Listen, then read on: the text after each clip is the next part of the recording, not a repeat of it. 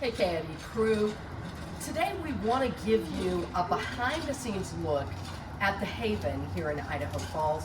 I'm joined by Tyler Perkins and Chris Aspinall from the Idaho Falls Rescue Mission, and we really want to remind you that the Haven is open and that it's here to help people in our community.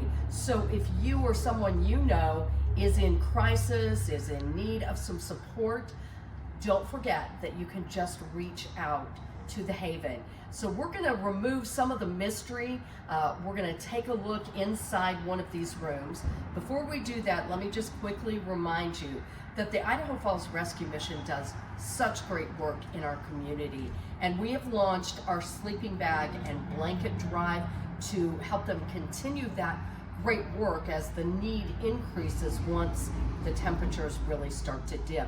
So you can drop your new or gently used sleeping bags and blankets off at the Rich Media headquarters at 1406 Commerce Way. So guys, should we just go on in? I'll let you lead the way, Tyler. So this is a room, Tyler, right, that would be designated for a woman and her children, right? Yep, this is what we call a family room, and so we designate a family room as a woman with children or traditional family. Most of this wing is reserved for women with children. I can tell that they look a little bit maybe bland, and that's on purpose. So this is for crisis, families in crisis, and we want it to be very safe and comfortable, but we don't want it to be homey. We want to help people who come through our doors find a home of their own. This really is about that transition, Yeah. helping people out of that crisis and getting their feet on the ground again. Mm-hmm. Yep, absolutely. These totes, I'm guessing, are just for additional space for people's belongings? Yeah, so each one of those totes is, inside the totes is a pre-prepped package kind of, and it's got blanket sheets, toiletries, those kind of things. What have you noticed, I'll ask both of you this, about the kids as they're coming in to this new situation? Is it frightening for them? What kind of emotions are you picking up on with them? Yeah, sometimes it is, but more than not, the kids love it here. More than not, this environment, which is extremely family oriented, super safe, lots of toys out there, a lot of security, so it's very, very safe and secure. And so a lot of times they actually love it. It's a change from the environment they're coming from, and we'd love to see that. We are now in a room on the west wing.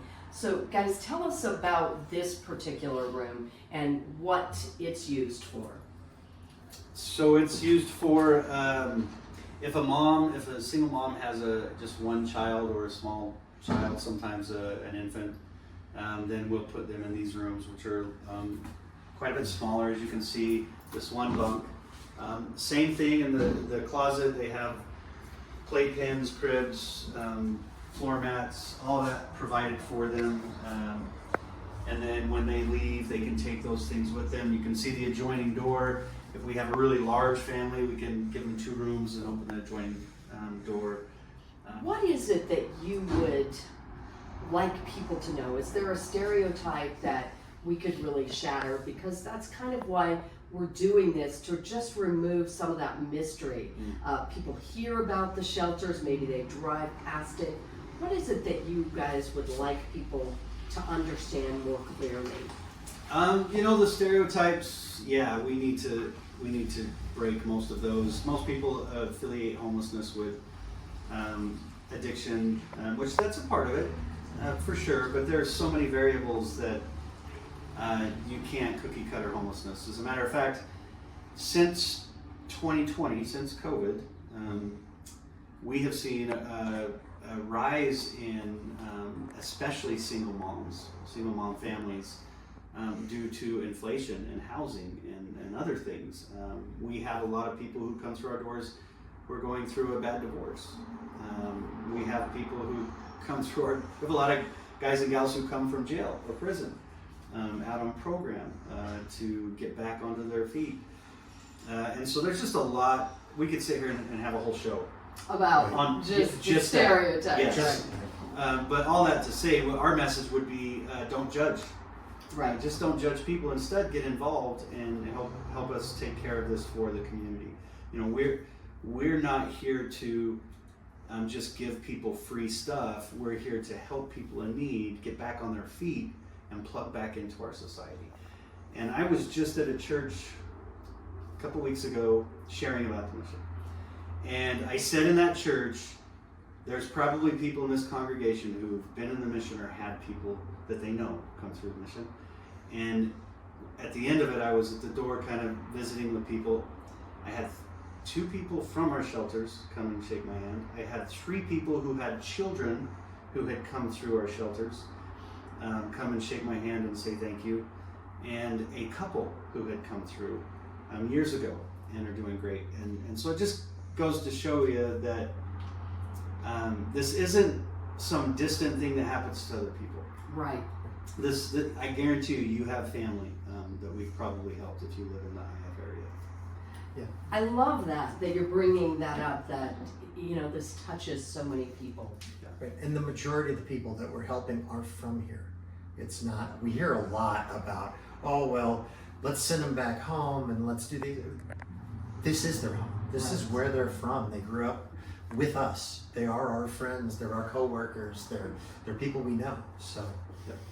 And I think that's just another really incredible attribute of our community. We're a place where neighbors still take care of neighbors, and this is a great example of that. So we have another wing to check out, correct? Mm-hmm. All right, so let's do that. All right, so obviously we are here in the laundry room, and this is a really important part of the service that is offered here. It's all free, right? Yep.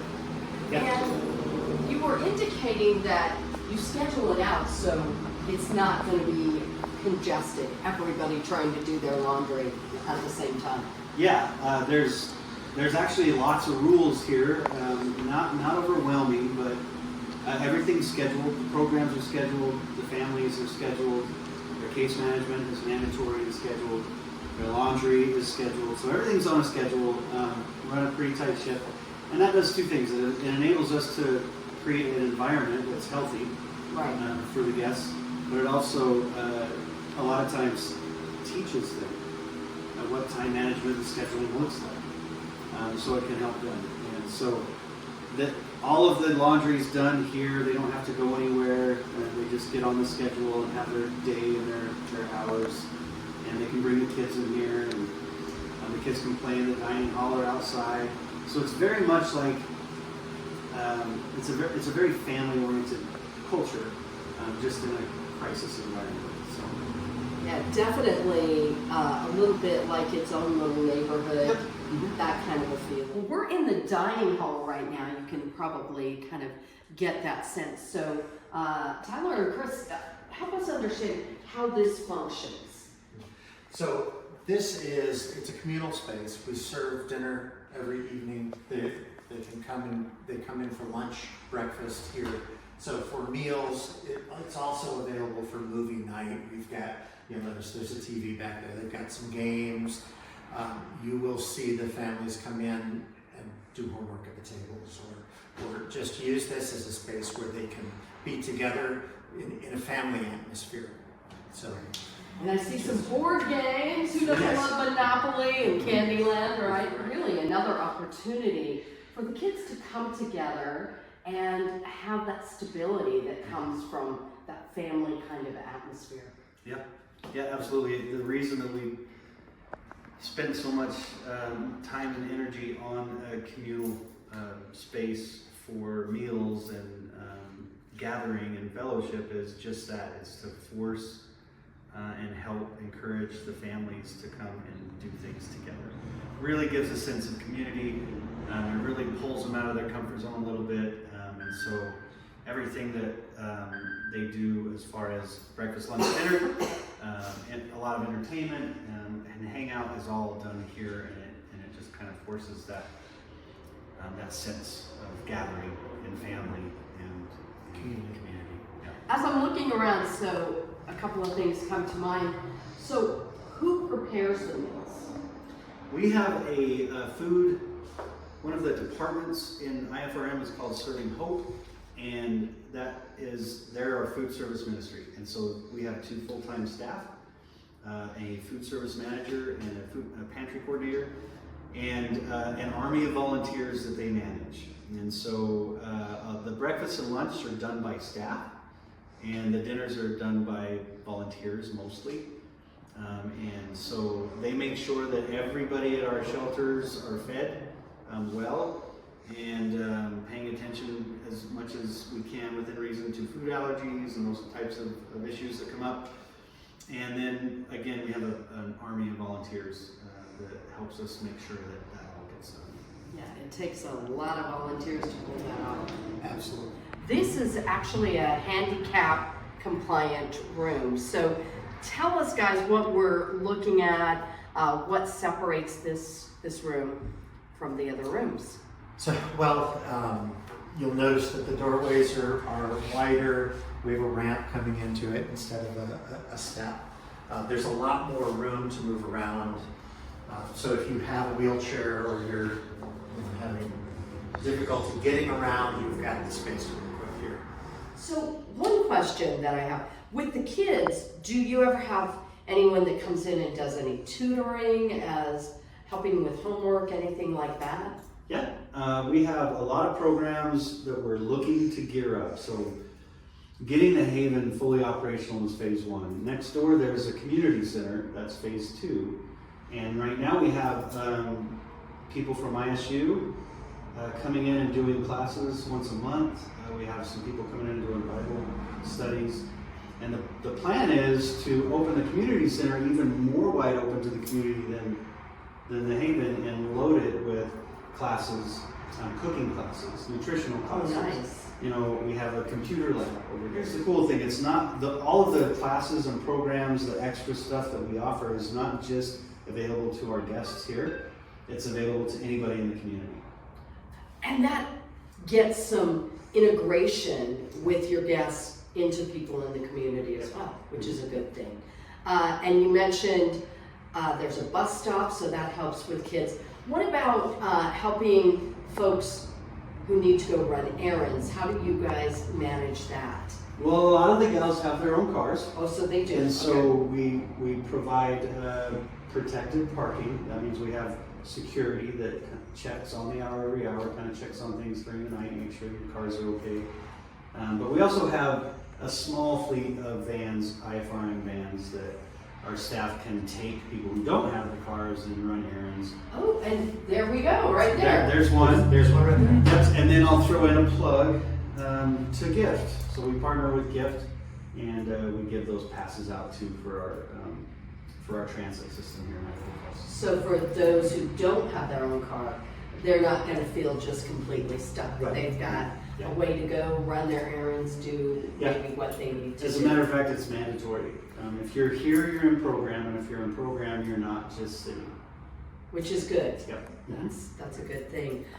This has been so good, I think, to remove all the mystery. So let's kind of walk through, if somebody is watching and they know that perhaps they need help, or they know someone who does, what is the first step that they're going to want to take to access this incredible program? Come talk to us. That's the everything here starts with a conversation. So if it's convenient, stop by the office. You can call ahead or visit our website at ifrescuemission.org. And there are each one of those areas will get you in touch with someone who can sit down and walk you through where you're at and where you want to be and where you need to be. And you're going to get an individualized approach, which I love. It is not one size fits all. Tyler, how about volunteers? So if people are at a point where they're saying, you know what, I've got a few hours a week that I would like to get back to the community, what's the best step for them in terms of getting started with volunteering? That would be the website is the best way. Again, ifrescuemission.org, and it's really easy to navigate. It's user friendly. There's a place on there where you can find volunteers or get involved and fill out an application. One of the things that kind of struck me is the fact that when people leave, you let them take the pack and play or the hike chair or the stroller or some of those things. So that would stand to reason that you definitely could use some replenished donations. So I know you're doing donations a little bit differently now. So what are you looking for in terms of donations, and where should people take those donations? So the donation process, yes, is changed. What we're trying to do is have one spot in town where all donations are received, so that they're not going to all of our shelters, because our staff at the shelters have been overwhelmed receiving donations, and that's cutting out time that they could be spending with guests and programs. So we have a place downtown, and we would like all of our donors first to know how much we love them and appreciate them. But if they'll just help us learn how to drop them off at 840 Park Avenue downtown, then that's going to be where all donations are received. And then we have a place there where all the shelter supervisors come and stock up, bring back to their shelters what they need. And it's also a place we've set up like a little store where anybody coming off the streets can come in, and we can put clothes on their back and get what they need and send them on their way. So it's a much more streamlined process, and it's going to help us help the people who come to us a lot more. As far as what we need, this is how I say it. Imagine if you're a mom or a dad and you've had kids.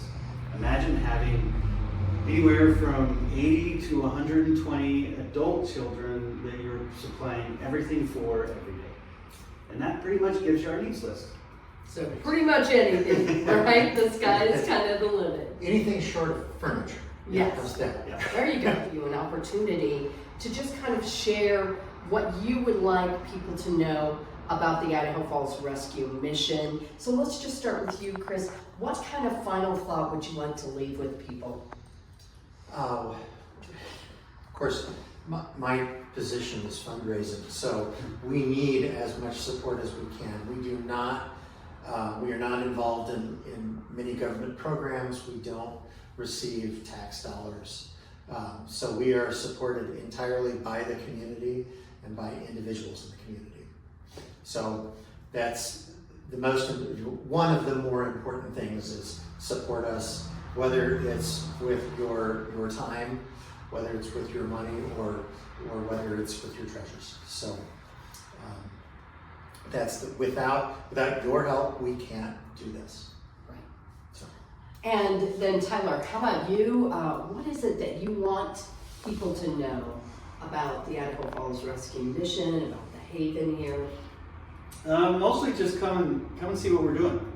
I think if people just come down and have a conversation, ask for a tour, and just see what we're doing, it'll speak for itself.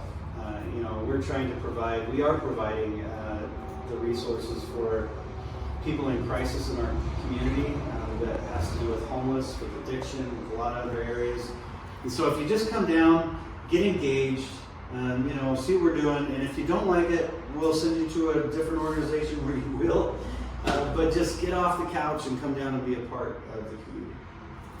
All right, well, Tyler Perkins and Chris Aspinall, thank you so much for this tour. And KID crew, the overwhelming message that we hope you walk away with is that the Haven is here, it's open, and it is available. So if you're in crisis, reach out. It starts with a conversation. If you know someone who's struggling and who could benefit, then direct them to the Idaho Falls Rescue Mission, to the Haven, and I think you'll be pleasantly surprised with the fact that they are going to meet you where you are and help you grow into your potential. So thanks so much for taking this tour with us.